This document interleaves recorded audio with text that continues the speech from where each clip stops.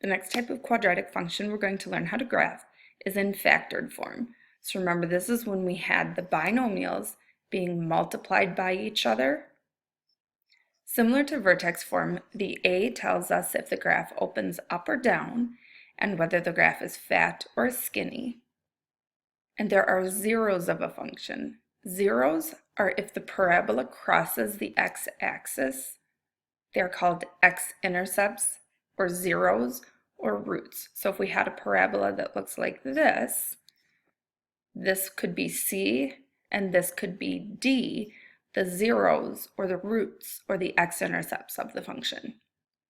So if you remember, when we solved quadratic functions and we set each parenthesis equal to 0, and then we put our answers as ordered pairs, and I kept telling you we were going to graph these later, so it was important that you understood they were points on a graph. That's what we're going to be looking at today.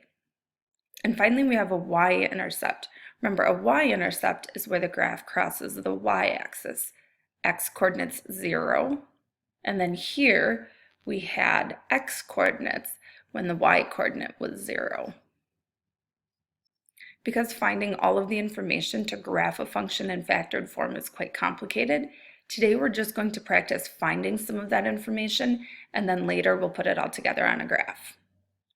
So today we're finding zeros and y-intercepts for quadratic functions in factored form. We already know how to find the zeros. We've done this before. We replace y with 0.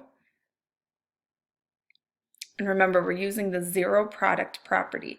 The only way to multiply and get 0 for an answer is if the first piece that you're multiplying by is 0, or if the second piece you're multiplying by is 0. So hopefully all of this looks familiar so far. Equation on the left will be adding 5 to solve, and then writing it as an ordered pair. We got an x coordinate of 5 when we replaced y with 0. Equation on the right, we will subtract 3 to solve. Same thing, putting it as an ordered pair, we got x equals -3 when we substituted y for 0. I forgot this on this one, but on all of your work, I want you to label what it is that you're finding. So these are the x-intercepts, and then we'll find the y-intercept. So the y-intercept is replacing the x values, all of them, with 0. And then solving for y. 0 minus 5 is -5. 0 plus 3 is 3. And then multiplying those together, we get -15 for our y value. Writing this again as an ordered pair, and I forgot to label my work again. This is our y-intercept. So our ordered pair, we started by replacing x with 0, and we solved and got -15 for our y value. On this one, I'm going to start by labeling my work. We're going to find our x-intercept first.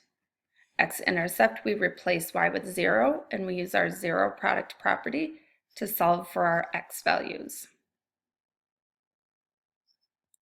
Again, setting each set of parentheses equal to 0 to solve. Typically, you get 2 x-intercepts for a graph. Equation on the left, we're going to subtract 4 to solve and write it as an ordered pair. Our x value is -4 when we replaced y with 0. Equation on the right, I'm actually going to add x to both sides to solve because my x was negative and I want a positive x when I solve. So this time I got 4 for my x coordinate when I replaced y with 0.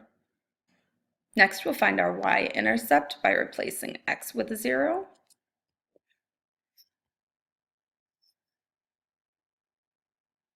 Everywhere we see an x, we replace it with 0. 0 plus 4 is 4. 4 minus 0 is 4. Multiplying those together, we get 16 for y when we replaced x with 0. So we'll write that as our ordered pair. This time we have an a value. So it'll be slightly different when we find our y-intercept, but our x-intercept won't be any different. We replace our y with 0, and because that negative sign can never be 0, we don't use it when we set up our two equations. So we're just going to ignore that negative altogether and set x minus 3 equal to 0, or x plus 3 equal to 0. So the one on the left adding 3 to both sides. Ordered pair, our x value is 3 when we replaced y with 0. Equation on the right, subtracting 3 from both sides. Setting up our ordered pair, we got -3 for x when we replaced y with 0. So for the y-intercept, we will use that negative sign. We just have to multiply it after we replace all of our x's with 0. So we keep that negative sign out front. 0 minus 3 is -3. 0 plus 3 is 3. And then when we multiply those together, the negative times -3 is +3. Times 3 is 9. So we got 9 for y when we replaced x with 0. One last example, again, we have a coefficient out front, which does not matter when we find our x-intercepts because 3 can never be 0. We simply don't use it when we're setting our product, our multiplication, equal to 0. So you can think about it this way. If you have 3 times something equals 0, the 3 can never be 0, so one of the other two pieces must be. When you're setting this up, only the pieces with a variable you need to worry about for your zero product property. Adding 5 to both sides, we get x equals 5. Ordered pair, 5 for x when we replaced y with 0. On the right, we're subtracting 2. So our ordered pair is -2 for our x value when our y value was 0. To find our y-intercept, we'll replace all of our x's with 0, keeping that 3. We get 0 minus 5 times 0 plus 2. 3 times -5 times 2. And because you can multiply in any order, 5 times 2 is easier, so I'm going to multiply my -5 times 2 to get -10 times 3 is -30. So our x value was 0 when we solved and got -30 for y.